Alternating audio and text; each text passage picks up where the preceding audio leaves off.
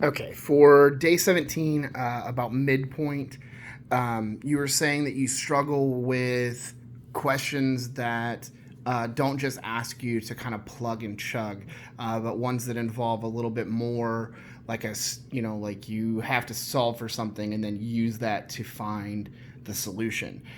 So unfortunately, the ACT really enjoys putting that second type of question on there, where the ones you kind of struggle with. So we're going to work through this one. I'm going to show you one way, and then I'm going to explain another way. So the method I used, I'm more of an algebraic kind of person, so I would use this way to solve, just because for me it's quicker. But when I was talking to Mrs. Kreger about this, she suggested the other way, so I'll talk about that in a second.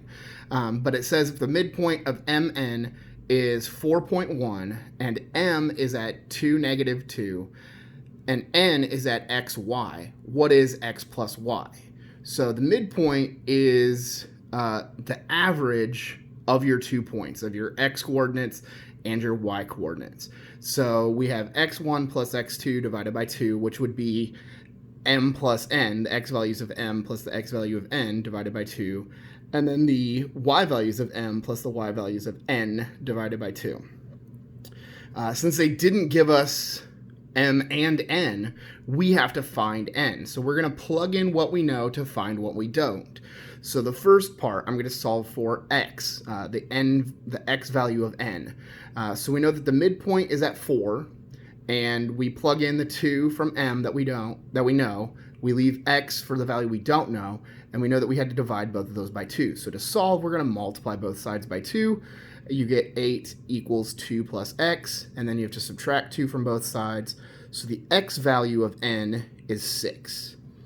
We're going to repeat the same process for the y value of n. So we would have 1 equals -2 plus y divided by 2. We would multiply both sides by 2. So we would get 2 equals -2 plus y, and then add 2 to both sides, and you would get y equals 4. So n would be at the point 6, 4. So 6 plus 4 is 10. You can also find this n value by graphing what you're given. And you know that the midpoint is halfway between. So I'm going to try to sketch a really quick graph here. It's not going to be super accurate, but you can kind of get the rough idea.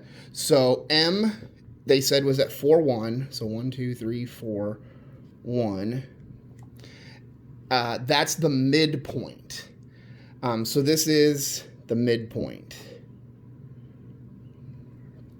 And it says that m is at 2, -2. So 1, 2, -2.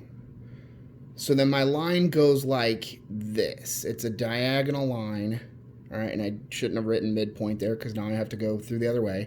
So it goes up this way. So you could kind of find, if you have graph paper, where this is at. You could sketch this out a little bit better, but you could find the value of n. So here's m.